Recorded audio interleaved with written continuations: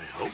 Something that is not going to be too long, because I'm going to be off for a couple of weeks, not able to post videos, due to the fact that I'm going to be having hand surgery on my hand. And so I'm hoping that this will be, a quick video to repair a calculator, and then I'll be back in 2 weeks, hopefully. Now, this calculator is special. It's a nice one. It's a really nice one. It is a TI84 Plus. And I got it for $10 off of eBay. And the individual who sold it to me says that it won't power up. And I can confirm that. I put the batteries in, and it didn't charge, or it didn't engage with the batteries. And I don't have any batteries down here right now to show that, but I put the batteries in and nothing happens. And so I'm hoping it is a simple matter of contacts at the bottom not connecting to the battery chamber, and we will test that and see. So I'll be right back. So let's test this and see where we are.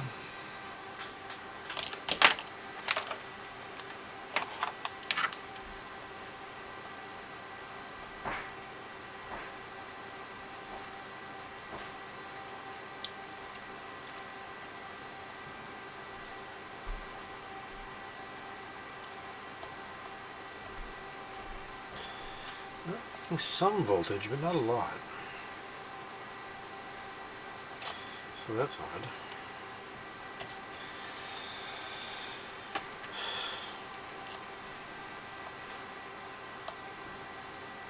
Yeah, I'm not getting the full voltage.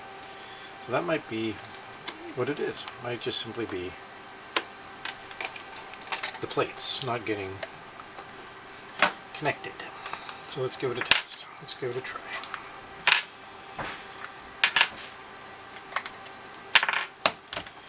Let's see what we can do.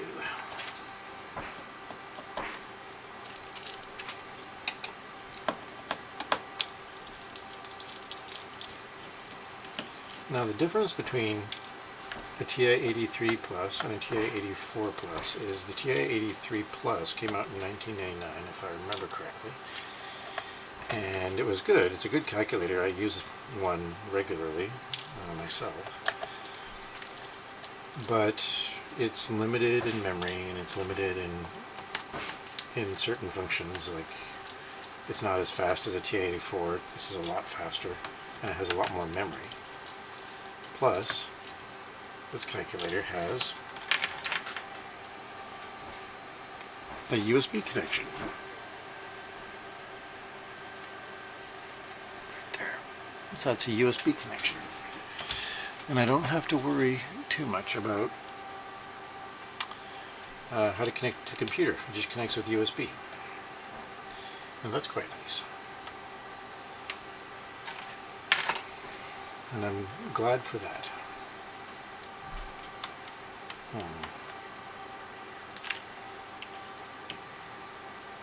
But I'm not sure how to open this one.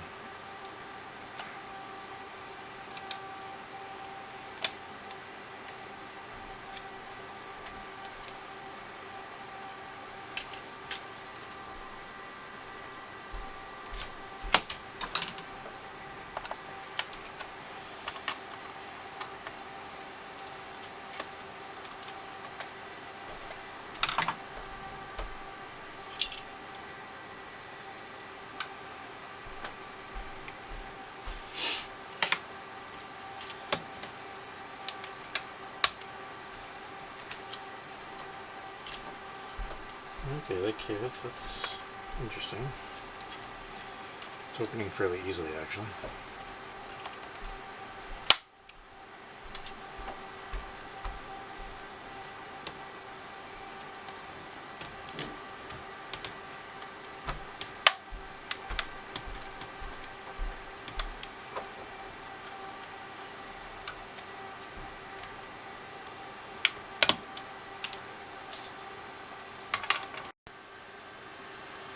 Okay. So, I looked inside, and here it is. There doesn't seem to be any battery corrosion whatsoever. I didn't think there would be, but that's still good news. And this is the inside of a TI84.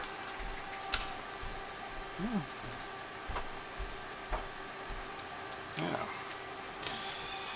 It's quite neat. No corrosion, no oxidation. And what I find interesting is down here on the pads, you'll see there's two little dots. And that suggests to me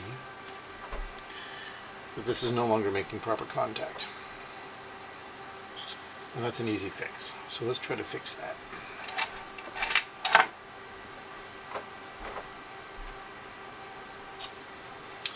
Bend the pins into a new position.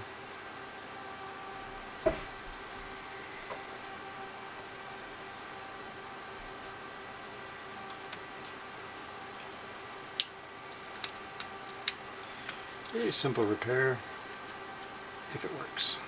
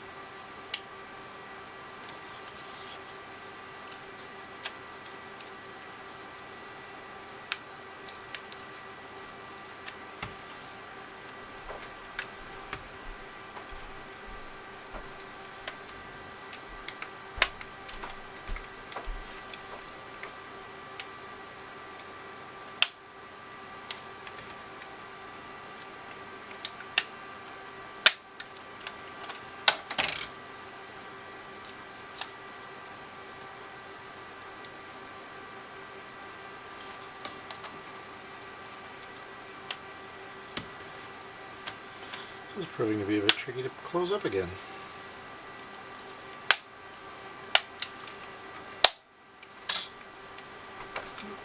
There we go.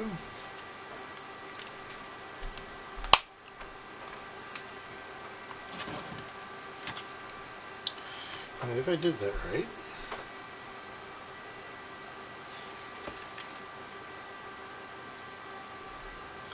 that looks good, that looks good. Now let's do a test.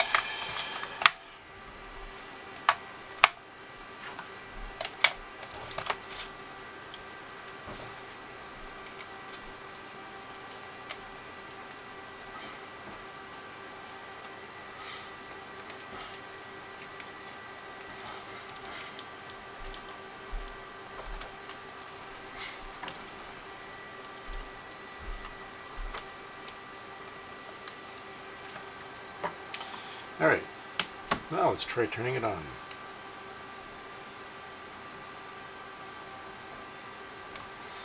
Nothing yet.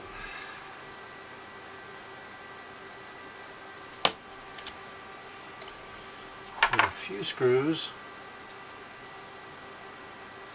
And if this doesn't work, we'll loop back and try troubleshooting it further. Could be that the screen ribbon has also corroded on this one. I'm not sure how to fix that.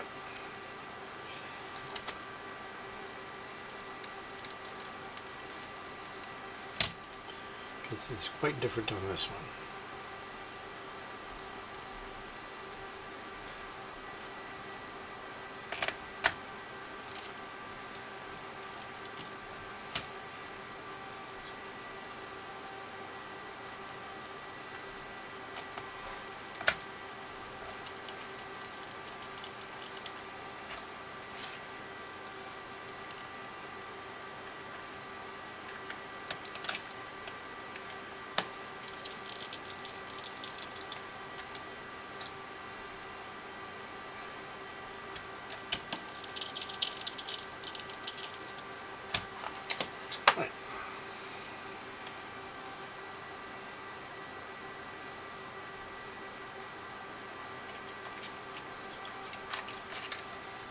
There it is.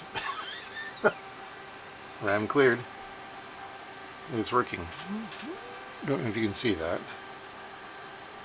Those are the connections for the batteries. So now we have a TI84 Plus that works. Yeah, that's really quite something.